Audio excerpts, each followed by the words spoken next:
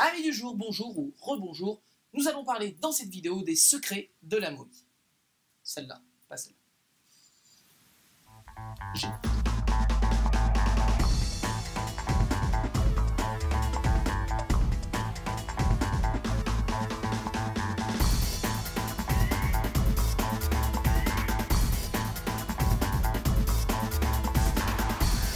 Comme prévu, cette version 2017 de la momie, critique s'y contre, contient quelques petits clins d'œil quant au Dark Universe d'Universal, traitant des monstres classiques. D'abord, Russell Crowe, qui interprète un bien pâle Dr. Jekyll et Mr. Hyde, va d'ailleurs falloir m'expliquer pourquoi il le fout là sans le laisser avoir son propre film d'abord, alors que Quasimodo va avoir le sien. What the fuck?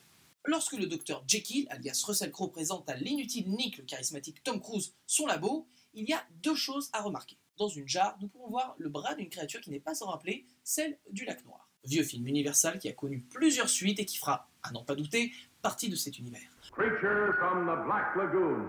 Mais aussi un crâne humain avec deux canines anormalement longues. Bon, Dracula étant un petit peu le Iron Man du Dark Universe, c'est sûr que c'est qu'une question de temps avant qu'il arrive. Notons qu'en essayant de faire de Dracula un pseudo-gentil dans Dracula Untold, les studios auront peut-être appris de leur erreur en faisant de ce dernier le véritable bad guy face à Tom Cruise, la gentille momie. Je vais y revenir. La bibliothèque de ce même Dr. Jekyll contient un easter egg ou clin d'œil aux fans de la momie de 1999. En effet, quand Laffy est attaquée par un des sbires du Dr. Jekyll, elle se défend en l'assommant avec un énorme livre. Ce livre n'est autre que le livre des morts d'Amun-Ra. Clin d'œil significatif que cela se passerait dans le même univers. Et ce n'est pas le seul, puisqu'ils reprennent aussi le visage dans la tempête de sable présente dans les deux momies. Le troisième, je le considère même pas. En revanche, si vous espériez voir débarquer Brendan Fraser, soit Rick, ne retenez pas votre inspiration, parce que rappelez-vous que la version 1999 de la momie se déroulait en 1926. Donc à ce stade, il est plus proche physiquement de la momie que Tom Cruise. En ce qui concerne la fin du film, alors oui, Tom Cruise se sacrifie, je dis toujours Tom Cruise, encore une fois son personnage n'a aucune personnalité, pour sauver la fille. J'ai même pas voulu retenir son nom tellement elle sert à rien. Ce faisant, il devient une incarnation de Seth, le dieu du mal, mais il arrive à la contenir parce que il a du bon en lui.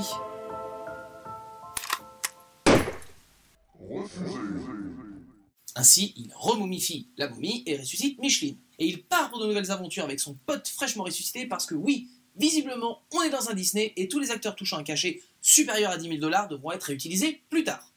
Enfin, qu'est-ce que ça veut dire?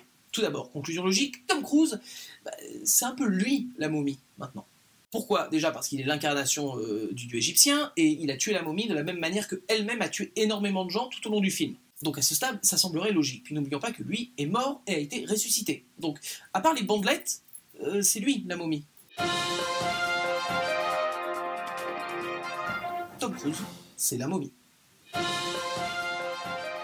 Mais comme c'est Tom Cruise et qu'il faut pas déconner, c'est une gentille momie. Je vous avais dit qu'on était dans un Disney un petit peu. J'ai flippé pendant 2 minutes, c'est-à-dire quand il devient un peu l'incarnation de Seth, il apparaît avec des dents et tout, je dis oh putain, n'en faites pas un Space Dracula quoi, s'il vous plaît, non. Heureusement on l'a évité. Enfin, il n'est pas sorti du bois, mais je pense qu'on l'a évité. Alors à ce stade, on ne sait pas encore l'étendue de ses pouvoirs, en quoi il y a un aspect négatif sur lui, parce que pour l'instant, à part qu'il a une sale gueule à un moment donné, on ne sait pas trop le concept, ça restera à définir dans les films suivants.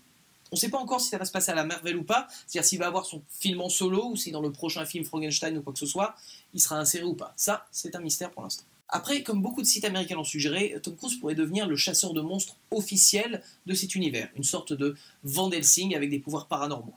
Pourquoi? Parce que Tom Cruise, il nous emmerde, il fait ce qu'il veut. Sur ce, espérons que la suite, la fiancée de Frankenstein, je crois, sera mieux gérée parce que j'aime les monstres, mais là, il faut quand même pas déconner. Voilà, sur ce, c'est la fin de cet épisode et de la saison 4 de Critique Chronique. Alors, quelques changements à l'avenir, la chaîne YouTube va être renommée, juste Al2SF. Et il y aura bien sûr toujours la suite de Critique Chronique, les émissions de cinéma et compagnie, mais aussi 2 autres segments qui n'ont pas nécessairement à voir avec le cinéma. Un sur les mystères irrésolus et un sur les serial killers. Quel rapport? Aucun. Mais j'espère que ça vous plaira. Vous me direz. Rassurez-vous, ceci dit, le fait que la saison soit finie ne veut pas dire que je vais faire un break de 3 mois sans aucune vidéo, comme j'avais fait l'année dernière. Je vais quand même parsemer l'été de quelques critiques de films. Je les connais déjà, vous verrez. Bref, je vous souhaite de passer d'excellentes vacances et je vous dis, amis du soir, à très très bientôt. Bonsoir.